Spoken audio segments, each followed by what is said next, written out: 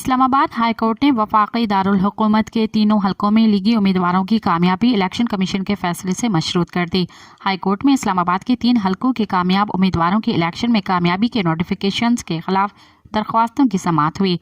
Justice میاں گل حسن اورنگزیب نے وکیل درخواست گزار سے کہا کہ عدالت کامیابی کے نوٹیفیکیشن کو الیکشن کمیشن کے درخواستوں پر فیصلے سے مشروط کر دیتی ہے۔ الیکشن کمیشن اس سے زیادہ منصفانہ آپ کے ساتھ کیا ہوگا؟ وکیل درخواست گزار نے جواب دیا کہ اگر الیکشن کمیشن اپنا نوٹیفیکیشن واپس لے لے تو ہم منصفانہ کہیں گے۔